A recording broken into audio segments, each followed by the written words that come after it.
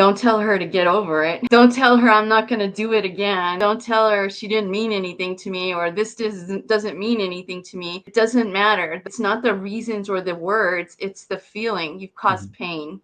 That's what she needs help with. I have pain. I even know how these behaviors impacted me.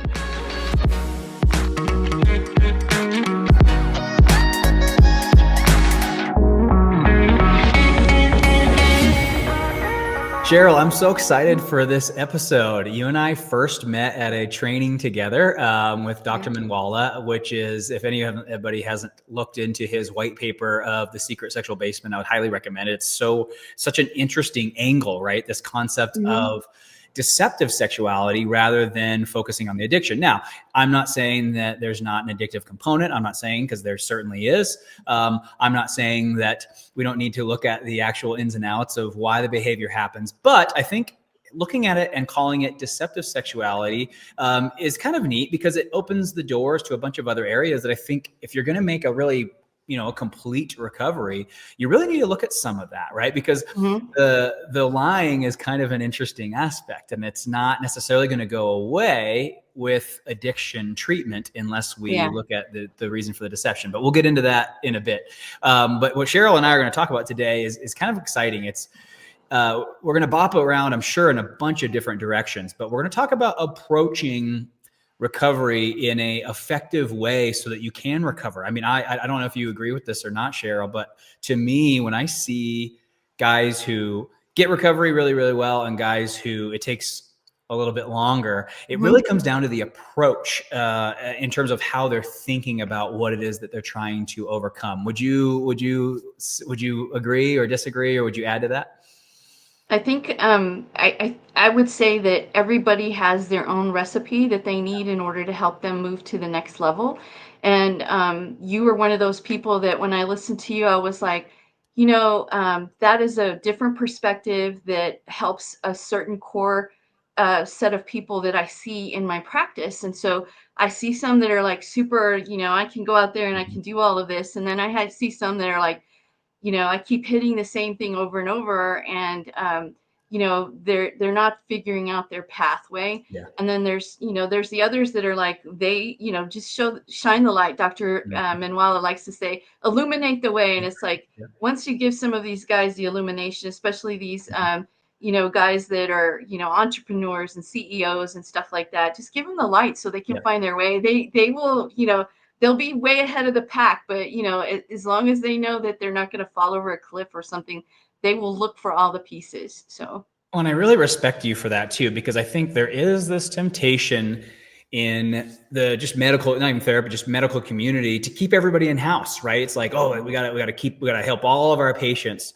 But I really respect you, Cheryl, because you have groups, you help guys, but I respect the fact that when you see a guy and you're like, that's a rolling guy, I respect that you have always referred them over to me. I really honor that, because I've always done that in my different businesses and areas of practice is, hey, if there's a better fit, send them off to that place. Don't not everybody's meant to fit every single person, which I think tees us up right to kind of where we're going to talk about, which is, I first want to bring light to, and again, all my podcast listeners are going to, it's like a broken record because I say this over and over, but I think we need to say it over and over, because to your point, Cheryl, your recovery and the aha moments and the connecting of the dots, it's going to be unique to you. The same aha moment for another guy that got him to break into that moment of like, oh my gosh, that's what sobriety is. That aha moment's going to be different because it's a process addiction, not a sex addiction. I really dislike calling this a sex or a porn addiction, because I think those words make it sound like we are addicted to those things,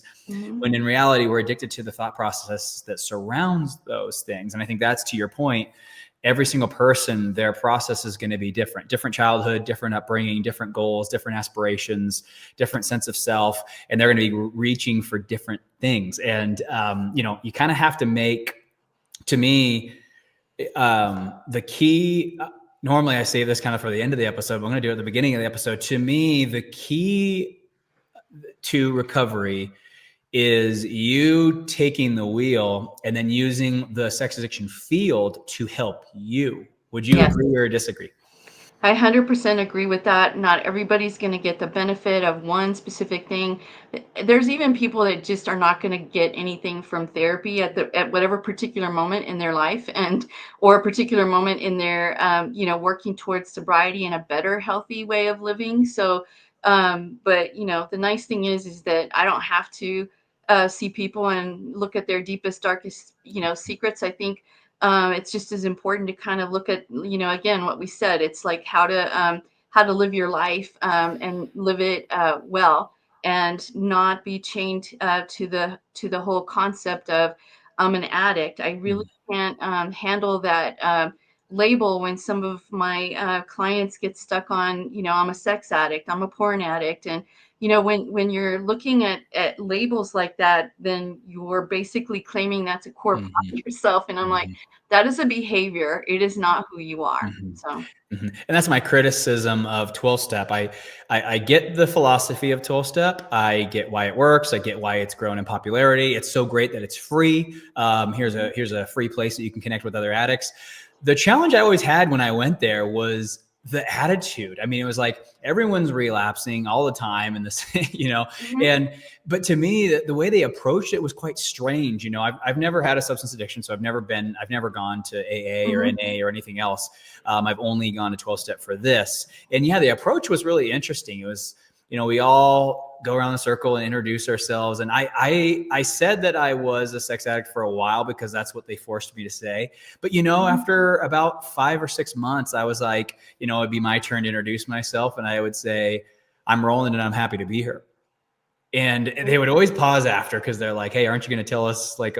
And I'm like, "No, I'm Roland. I'm not a sex addict. mhm, I had a bunch of these things kind of happen to me, and I started latching onto these behaviors compulsively. But mhm, I am not a sex addict. I'm not going to say that. You're not going to catch me that." And the other one that kind of bothered me and really put me off was this powerlessness concept. I'm all mhm, about surrender. I get that. And I'm all about like accepting your situation and your reality and mhm, owning your strengths and owning your weaknesses.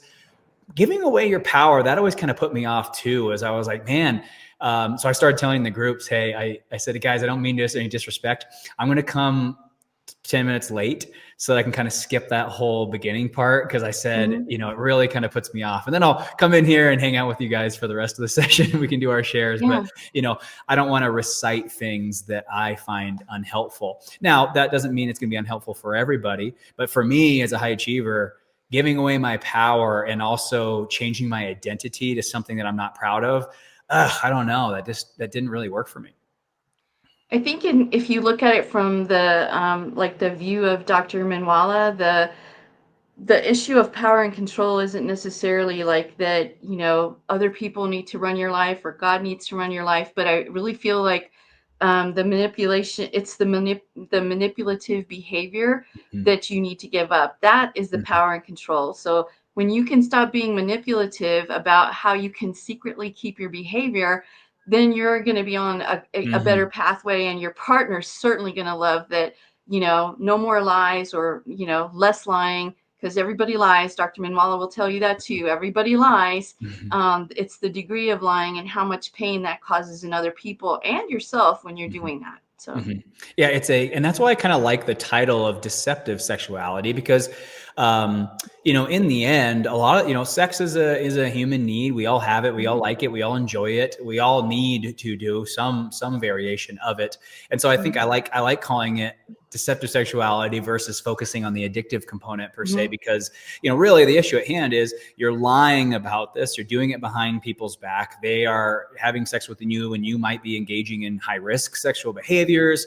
They mhm, might not want to be with a guy who doesn't see an issue with the adult film industry. If mhm, they knew that, it might not even be the fact that you watch it, and it might not even be the porn and masturbation. It could just be, hey, like I really fundamentally disagree with the adult film industry mhm. and how they operate, and I don't Yeah. really feel comfortable being with or married to a guy who doesn't agree with that, right? So that's where that transparency is really the issue. Is, hey, Mhm. let's just be honest about all of this and just have a conversation so you're not hiding the things, because that's Yeah. a huge issue. And I think that kind of bleeds nicely into what we're talking about today.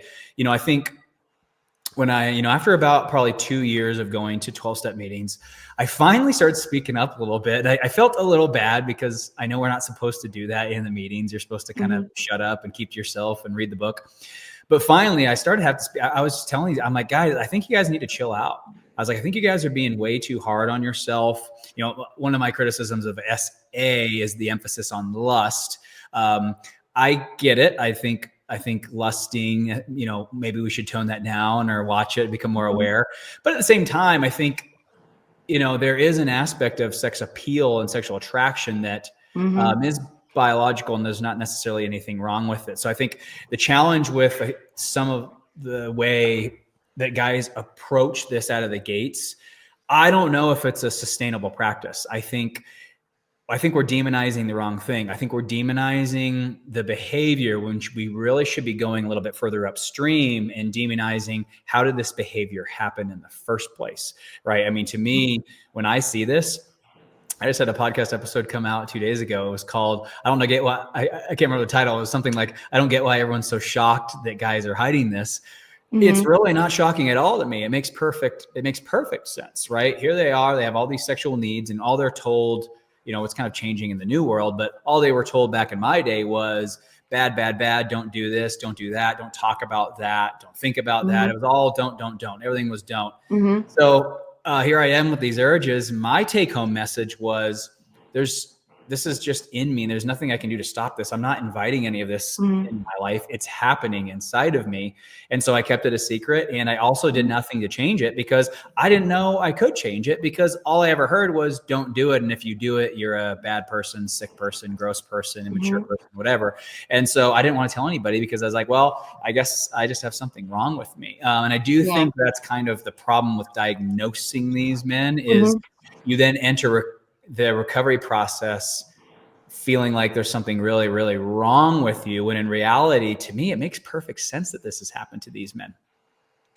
I think when you talk about, how you progressed with the messages and stuff that happened when you were growing up, I can't tell you, like, one of the main pieces that I have to talk to these men about and these women is, did you talk to your kids about Yeah. sex? Mm-hmm. Did you talk to your kids about masturbation? Because guess what? They're exposed to so much online, Mm-hmm. and you really need to have discussions about, anonymous kinds of things. You need to have discussions about sexting and putting your stuff out there. And it's like, there's even so now there's even more of a need to be open and honest and Mm-hmm. you know direct with your kids. The secretiveness that you're talking about, like shut it down because we don't want to encourage that kind of behavior. Guess what? The behavior continued. And Mm-hmm. then I get the 40, 50, and 60-year olds that are like, hey, what can I say? This is the way, this is Mm-hmm. the way it's been. As long as nobody found out, it was all good. It's when it just didn't fit with the relationship that it's like, okay, I really do need to change it, right? So, but did you talk to your boys? That's one of those things that I make sure that they hear, because do they want their boys to walk away with shame and guilt about Right. how their bodies work? Right. Right. I'll work with 15-year-olds that like are inappropriate, and it's normal. Just Mm-hmm. choose a different behavior. Like, there's different ways to meet your urges and your needs. You Mm-hmm. don't need to, do whatever it is that makes them say, go see Cheryl the Right. counselor. So, Yeah, right. Well, because it is. I mean, these kids, these boys are asking for nude photos from these girls at the ages mhm, of like 9 and 10. So mhm, these are things we need to discuss because, in a lot of ways, again, these behaviors inherently are not bad. mhm, It makes perfect sense that someone would want to see a naked picture of the opposite gender. That makes a lot of sense. There's biological aspects to that. There's just genuine human curiosity around that. So mhm, again, it's not, I think when we demonize, and this happens every time, if I hear a guy slip or a guy relapses, I always say, yep, okay, it happened. But let's not demonize what you did. Let's demonize why you did it. And I think mhm, that, at least for me, Cheryl, that was what got mhm, me the soberest the fastest. When the behavior was the demon and I was trying to avoid it, stop it, and if I ever did it, mhm, there was all this guilt and shame around it. Instead, I kind of changed it, and I was like, all right, hey, that's going to happen. And Mhm. when it happens, then it happens. And that's why it happens. But I'm not going to focus really on that, because Mhm. let's be real. Like, everybody knows this. Once that ritual has begun, oh my gosh, you're probably going to slip. You're probably just Mhm. are. I mean, it's really hard to stop. The only thing that stopped that ritual is reaching out to, some sort of a peer. But otherwise, once you've dipped your toe in, it's pretty much a guarantee slip or relapse at that point. So that's what I'm saying. Rather than focusing all the way down there, because it's kind of a lost cause Mhm. at that point, Yeah. go upstream and see, where did I learn that this was Mhm. a good idea, right? What taught me that flirting with women and getting their attention was valuable, right? Mhm. Where did I learn that? And why did I keep carrying it with me, right? Because if you Mhm. go back, I mean, to use flirting and girls' attention, for example, that really started in probably grade school, right? Mhm. Oh, does she like you? Right. So you're Mhm. starting to desire this Yeah. young girl's attention as young as fourth or fifth grade or something, right? Or even Well, younger, younger than that. kindergarten, first grade, if you Yeah. are a kid of a teacher, teachers will kind of say, like, "I picked out your girlfriend," Yeah. See? you got, Yeah. like, a 6 or 7-year-old, and it was just like, it was funny to me, but now when I work in this field, it's kind of like, yeah, I don't know about, about the teasing, about crushes and stuff like that, because then they don't know what to do with all these feelings. Some are embarrassed and others are Yeah. like, "Yeah, I got a little girlfriend," so. Well, it is. Because it's, a lot of this, it's a lot of cultural, and that's what I really talk about in my book Mhm. is culturally, we've arrived to this place. And so I don't think, I think when we demonize these men and call them names or label them, I think that's the absolute wrong thing to do. And Mhm. then again, when we demonize the behavior and focus too much on the behavior, again, I just don't. I think to me, I actually don't demonize the behavior. I know this is going to sound really unpopular. So when I would go and do some edging, and then I would have to tell my wife, because that was part of, if I did any kind of edging behavior as um, part of our thing is for me to check that in. And, but I kind of took a different approach, Cheryl. I took the approach of like, yeah, of course you want to look at a naked girl. Of course. Mhm. Why wouldn't you? Yeah, it's incredibly stimulating, extremely captivating. There's nothing else that you could really Mhm. look at that is as captivating as that. And so I almost started agreeing with my different parts of me that acted out. It was like, yeah. Of course you want to get attention. Of course you Mhm. want to flirt. Of course you want her to comment on how well Yeah. dressed you are. Of course you want people to celebrate how hard of a worker you are, how much money you've made, of Mhm. course. Yeah. And let's go back to like what we're trying to do, we're trying to build. And I think that's the problem, is if we keep going at the end and demonizing that, you're Mhm. demonizing something that actually makes perfect sense Yeah. given the context of this individual's life. And I think that's, in my opinion, I think that's where everyone really starts to go wrong, is when we inject it with this puritanical, kind of culture and ideals. It makes it really hard, in my opinion, it makes it really hard to recover from what we really need to recover from. Yeah, I was thinking about what you were saying. Let me see if I can bring it back. I really believe in making an autopsy of your behavior. I don't want to over focus on the actual sexual acting out. I want you to think about what wasn't going Mhm. well with you. If it's, of course I wanted attention, or of course my eyes popped out when I saw that.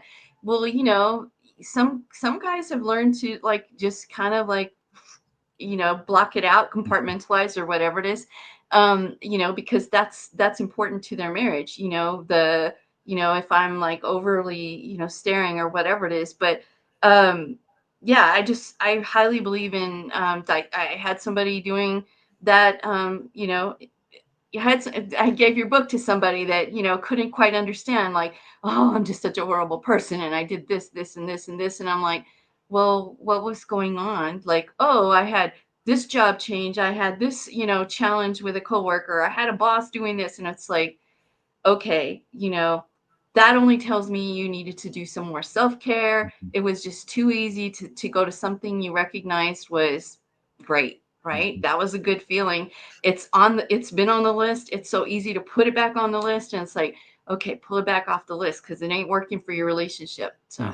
Exactly. That right there is the point, is, when we're too zoomed in, again, you're demonizing something that really your brain is like, it's like on one hand, you're like, oh, Mhm. I can't do that. I can't do that. I can't, but your brain's kind of like, I don't know. I really enjoy it.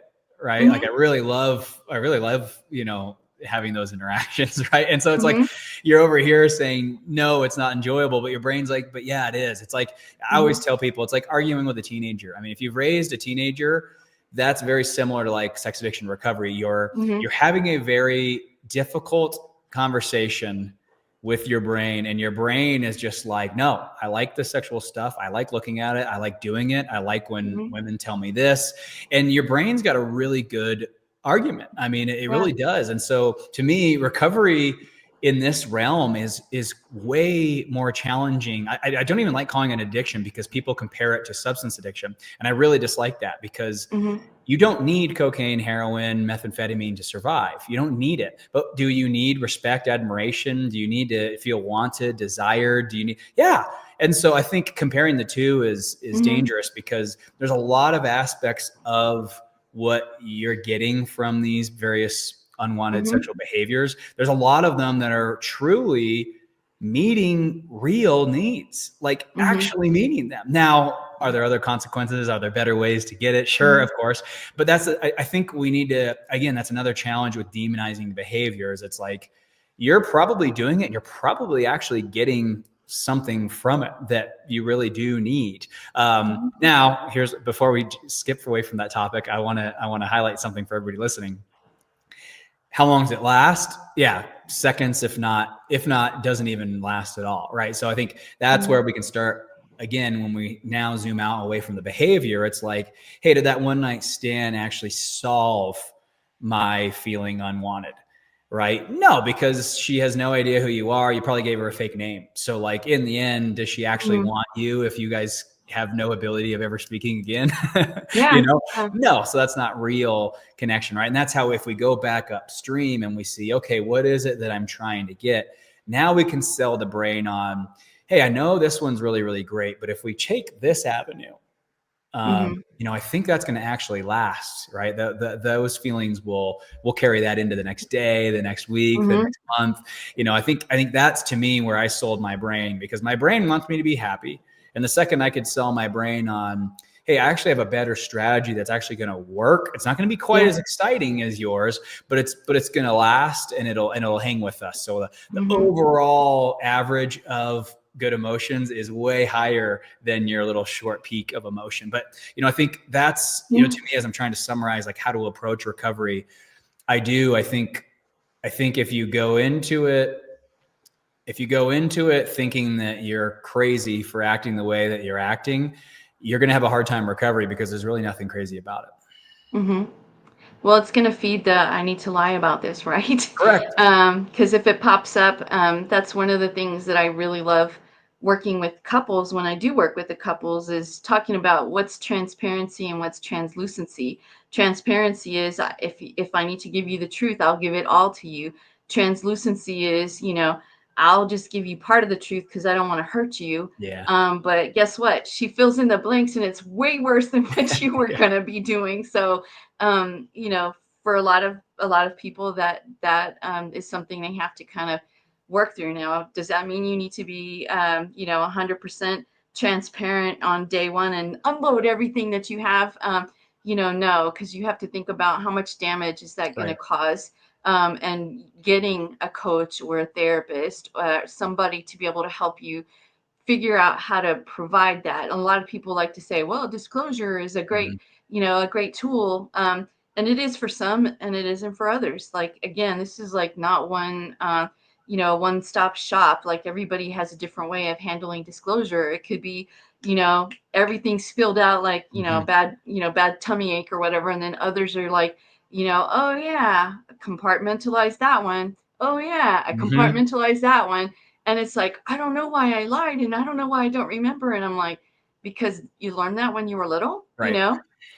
Well, and you bring Um, up it's interesting. I just interviewed Dan Drake probably 4 or 5 weeks ago. And for everybody listening, you guys can go back to Dan Drake's episode. He is the guy who wrote the book that you and your wife probably used for disclosure, mhm, because everybody uses it but Dan Drake, right on my episode, said, Roland, I in no way intended for this to become the disclosure Bible that every couple, I mean, he says right on my podcast, this is for whoever it's for. And I Mhm. think everyone needs to hear that, because I do, Cheryl, I so agree. I was just talking about this the other day. One of my criticisms in this field is, and it's funny, Cheryl, because I don't think anyone's saying it.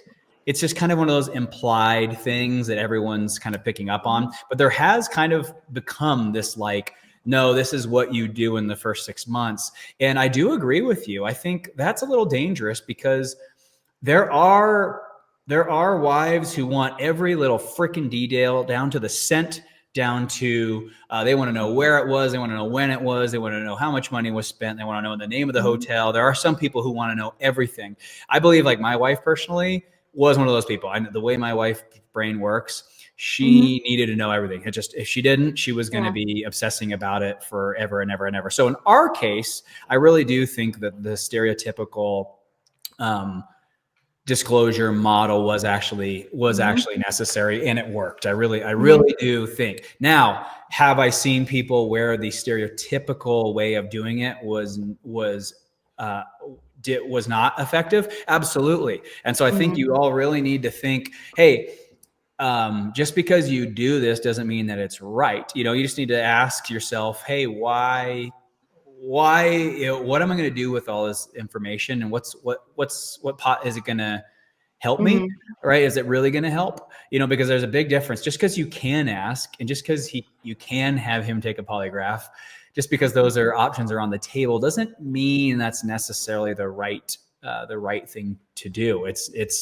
I mean, I found the disclosure process extremely traumatic for me. I mean, it did a number on our marriage. I really resented her for making me do something so horrifical. I'm strapped up. Mhm. I got all these wires and things on me. I'm getting a lie detector test. Now, in the end, did I put myself in a situation where now I had to do this to get us on equal ground?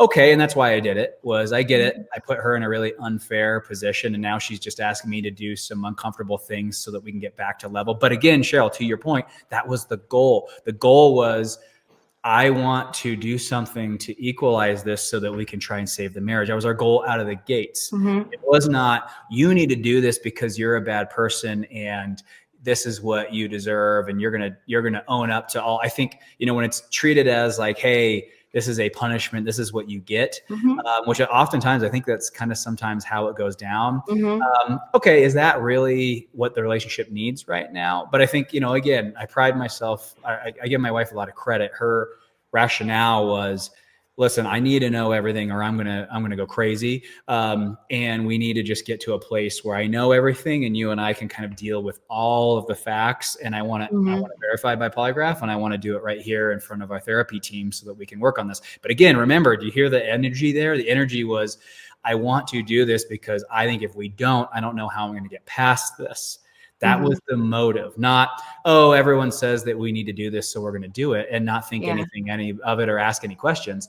I Mhm. do agree with you. I think, as a couple, don't just give somebody else the wheel. Ask questions, find out, why, what's the psychology behind that. And then if they explain it and you're like, well, that doesn't sound helpful to someone like my husband and I, then maybe Mhm. you skip that part of the step and then you just go and do the one before it and after. But on this topic of the coupleship, we were talking about how guys can enter recovery with kind of a healthy way of thinking about it to get more out of it. Mhm. Let's talk Yeah. about the first crisis phase of the coupleship. So, Mhm. same thing. What, in your opinion, how can guys approach this situation? And remember, in crisis, how can guys approach this in crisis? Uh, Mhm. and how should they not approach this in crisis? I'm gonna just start with a not, because this is like one of my things. It's like, don't tell her to get over it. Yeah. Don't tell her I'm not gonna do it again. Don't tell her she didn't mean anything to me, or this doesn't mean anything to me. It doesn't matter. The It's not the reasons or the words. It's the feeling. You've caused Mhm. pain. Okay. And that's what she needs help with. I have pain. Are you, these behaviors have impacted, do you even know how these behaviors impacted Mhm. me? So first of all, I'm a big believer in choosing your words of how you want to talk to your partner.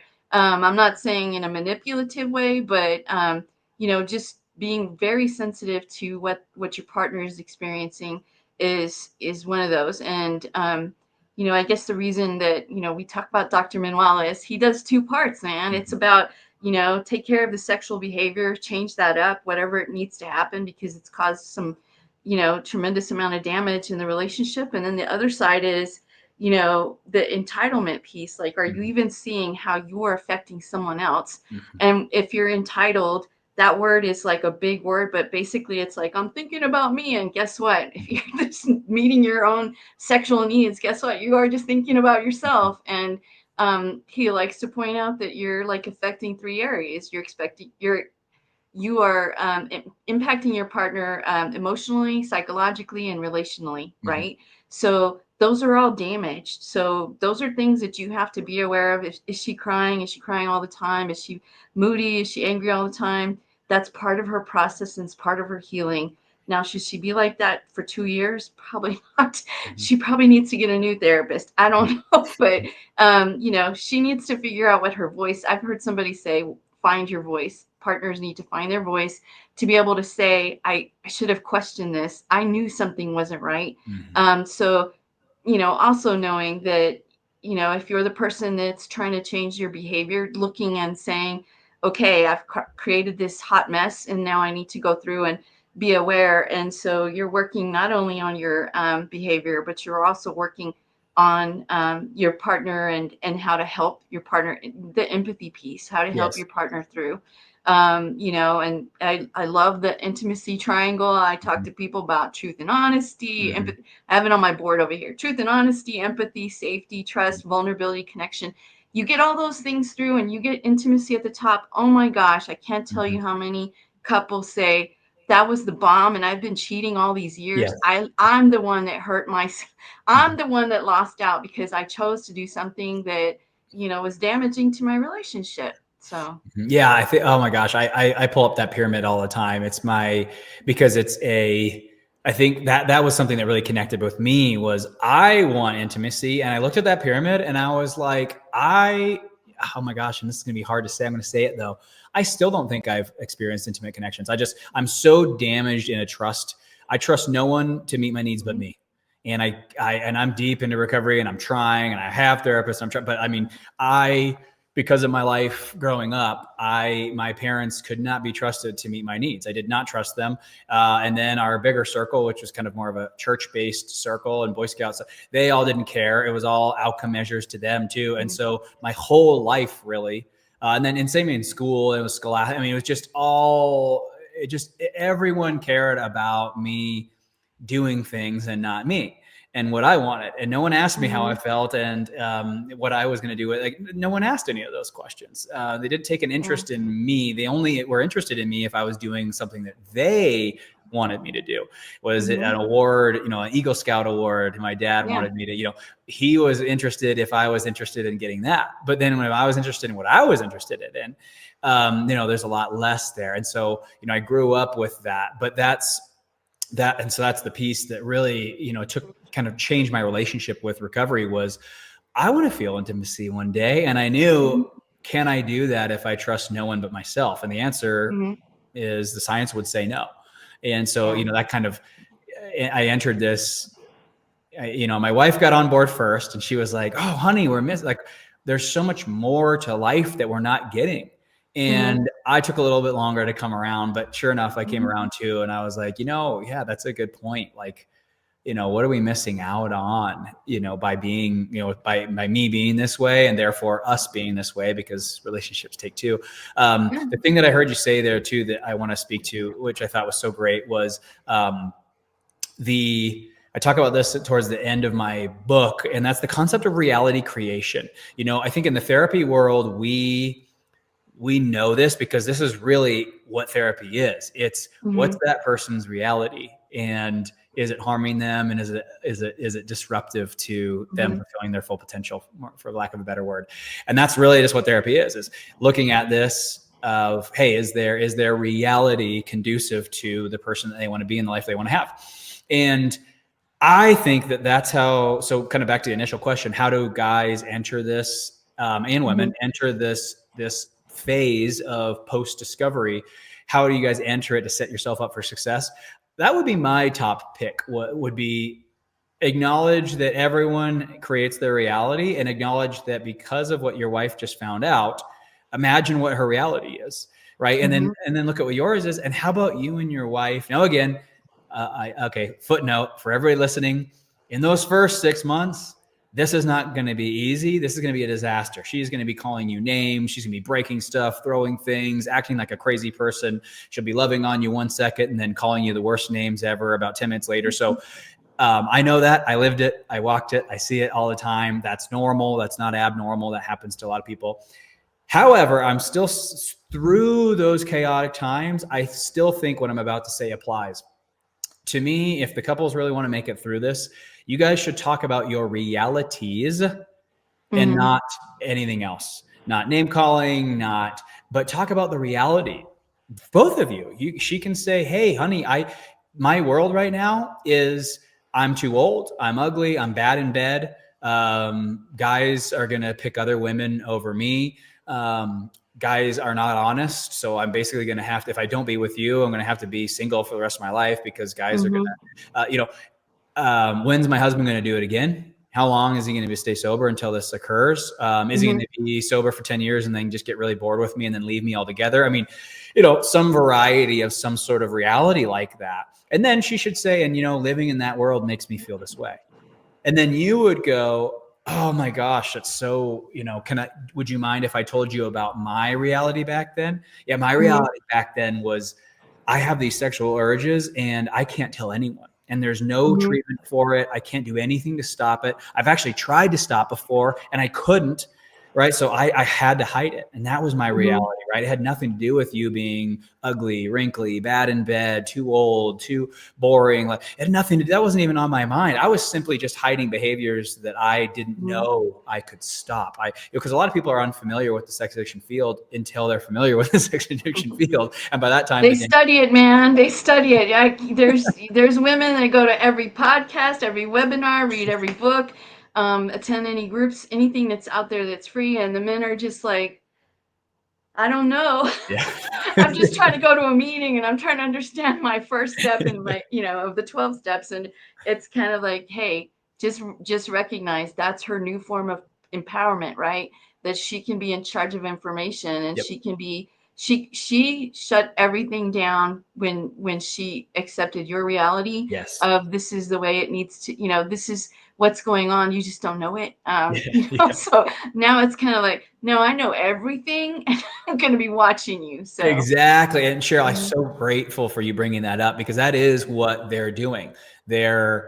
You're now a liar and completely unreliable. So they now have to take care of the family and themselves. They have to, mhm, you're a dangerous person. mhm. They're going to figure everything Yes. out to keep them. And again, Mhm, it's not about you. I know it looks that way and it feels that way, but it's truly about safety. I mean, imagine if mhm, I say this to guys, I say this exact example. I say, imagine if your wife was coming home every like one or two Thursdays a month, and she was telling you that she was staying late at work or and you found out that she was actually just watching movies with a guy mhm, and she hid it from you. I know most guys who would lose their minds finding out about that. mhm. And then we look at what we did, and I think we took it quite a bit of steps further. But that's my point is it's that incongruence. But and when I mean reality, like you can tell her too about your modern reality. You can say, hey, like, can I tell you about my reality right now? When I Yeah. hear all those things, I feel horrible. I'm speechless. I'm ashamed of myself that I made my wife and soulmate feel that way.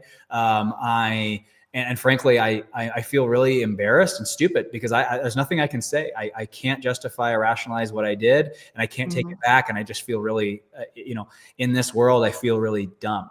Right. So mhm, again, and I know this is easier said than done, but if you guys really want to get through this well, to the best of your abilities, express your perceived realities and what that Mhm. makes you feel. And if you guys can do that, that's kind of the core of like emotionally focused therapy, right? Is like, let's just get down to the end of it. Like, what world are you living in and how does it feel to live in Mhm. that world? And let's have a discussion about that. Because the truth Yeah. is, when he hears that you are making you feel ugly and not enough around him, he can imagine what that would feel like, right? But if you call him Mhm. a monster without any of the other context, Mhm. that doesn't really but I'm telling you, if you really want to hurt your husband, stop calling him names and start telling him about the world you live in, because it'll just cut so deep. It really will. Wow. Right? I mean, that's at least for Mhm. me. Like when she explains the story she makes up about herself because of what I Mhm. did, oh, that's way worse than any name she could have ever called me. So yeah, that's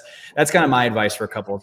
Try to focus on the reality that you two are creating. Now, I'm just going to speak to why this is hard for a lot of people. A lot of people don't think they create realities. A lot of people think that there is one reality and that they live in the one reality and then the guy doesn't. So, a lot of times that's the ladies are like, hey, I live in the real world. You don't. And they pack Mhm. that attitude. And it's really hard to stay together when I feel like you want me to believe your reality and that mine's wrong. It's very hard to keep the coupleship together when that's the dynamic. Mhm. Yeah, two different worlds. And the thing is you got married and you thought he's accepting my world. Oh, she's accepting my world, and it's like, no, no, no, no. You'll make a new. It's this part right here. Like, are you seeing? Are y'all having the same values, the same beliefs? And when this part finds out, no, that's not true. This part's like, whoa. I guess I need to make some changes. But yeah, yeah, those that I just kept thinking almost sounds like the Matrix, right? It Um, is, right? It is. That's really truly what it is, right? One mhm, person, the guy is in the matrix and he's found a way to make it work for him, and then she's in that ice cold ship eating porridge, mhm, and it's this disagreement of, well, I want to live here, well, I want to live here, and mhm, on the global scale, it's kind of the world we live in, right? Democrats yeah, think they're right, Republicans think they're right, this religion thinks their religion's right, the other religion think mhm, it's all problems come from when people are trying to force their reality on other people rather mhm, than just seeing, hey, what's your reality and are you happy with that? Here's my reality and I'll tell you what I'm happy with. I'll tell you what I'm trying to change. And then you and your mhm, husband can decide, hey, and here's what I've seen, Cheryl, and this is why I'm emphasizing this so much, mhm, is what I have seen so often is that the two realities are actually the same. They don't want to hurt each other. The guy really doesn't need to go and have all these relationships on the side. Like the truth is, at least for the guys that are my groups, they really want to have a strong sound on the honest family unit, mhm, full of transparency and trust and unity and joy and teamwork. And mhm, I really think that that's like most people. I think that's I'll say 99% because I'm sure there's some weirdos out there, but I think most people, our realities for the most part, we just want to be happy. We want to have as little conflict and stress as possible. And that's really the life we're trying to go after. But you can see how you could create a reality that's peaceful for you, but mhm, might disrupt someone else's. And that's really why I encourage both couples to talk about, hey, with that reality, that makes me feel this. And yeah, then you guys can decide, well, what are we going to do about that? Right. Because if she doesn't want to keep feeling that and you don't want to change your reality, now what's that mean for the relationship? But mhm, I think most of the time the guys do not need all of this stuff in their life. And so be on the same team, make these compulsive behaviors the enemy, not your spouse. mhm, I really hate that we had a reality that allowed this to happen. I'm so mhm. angered by that. And your husband's probably angry about it too. Right? That's what I would say. I just hear so many men say, "My wife is such a good mom. She's a great wife to me. I don't understand how I, wasn't thinking that this was going to cause the damage that it did." And so I also kind of think that sometimes guys will look at that and say, "I should be in so much shame and guilt." That they start like overcompensating. I'm going to 6 meetings a week and I'm going to therapy and twice a week and I'm going to do this and I'm going to do that, and it's kind of like, did you write fun down anywhere in there? Because couples Yeah. couples aren't going to make it if they don't find any way to meet in the middle and find ways to say we still need to be together. And Right, right. that's just that hurts my heart sometimes when I hear that. And yet sometimes I hear stories, or like I had one couple that said, oh, we went somewhere in public and my husband and I were holding hands, and my daughter was like, what's that about? And it's kind of like it was foreign. And Right. then they said we were somewhere in a big crowd and we were watching some game and we just hugged each other and kissed each other, and over the top of my daughter's going, what's going on here? She's in a different matrix, right? Yeah. She's in a different, like, Yeah. what in the world is going on with my parents? But, her parents are super happy now. And I'm sure, like, watching your parents not struggle to even have a conversation, because that's what happened. You Right. had two strangers running the household. Right. They weren't even running, the same, on the same team. And then when you have a couple come back together, it's really interesting to see how it, like, trickles down to the Mhm. children. So Yeah, it is. And that's the important part. Everybody's entitled to, I wouldn't even say entitled. Everyone has the right and is here to create their own reality. mhm, And if it doesn't mesh, then don't be married anymore. And if it does yeah. mesh, which they often do, usually when hmm people fall in love, you guys share the same reality at the core. A lot of times, we've just hmm drifted so far away from it that it feels like you don't. But yeah. you know, that's still in there. You were adult and started taking things too seriously, and the next thing you start feeling like it's not a fit anymore. But all the way back in there is just two people who love each other. hmm Cheryl, how can people find you? Where are you licensed? What's it like to work with you? What do you offer? What website do they go to? Can you give us some of that information? Sure. My website is CherylCamarillo.com, and people can find me on various social medias as at Sharing with Cheryl, Mhm. because I kind of feel like that's what people are coming in and finding a safe space to be able to Mhm. share whatever's going on in their life. And if I can help them, I'll do that. I'm licensed in the state of Texas as a licensed clinical social worker. I just finished a certification with Dr. Minwala. So I'm a deceptive sexual trauma therapist. And so I have that specialty. I'm a CSAT, so I'm a certified sex addiction therapist. I'm a CST, certified sex therapist. So, hey, when you got through the pieces where it's like we don't trust each other and you get to the other side and sex is great, I can help you with that part too. Mhm. I do therapy, but I also will do consultations with people to be able Mhm. to understand. And I'm currently in the process of setting up men's groups to learn the basics of the honesty, Yeah. stuff that needs Mhm. to happen. And also, when you ask the question, how does this man talk to his wife? That's that piece. So I don't have a title like Dr. Minwala does. He has a Be the Better Man Mhm. thing, but you know, to me, it's just like the accountability group. I just call it, tag. Mhm. Tag your it. Yep. Yep. I Tell like whatever's that. going on with yourself, and let's move on. The game is always going, and he does worksheets on the WTF question mark, and I Yeah. love that one too, because you fill it out, you talk about it, you throw it away. It's like, stop carrying the shame about stuff. Yes. Yes. I like Learn that. learn from whatever. So Yes, yeah, I so like that. Yeah, and Cheryl, I do. I love your approach. I love how big you think. I love how open you think. I love how flexible you are. You've definitely created a safe container for people, and I mhm, love that. Thanks for your time yeah. today. Thank you. Bye.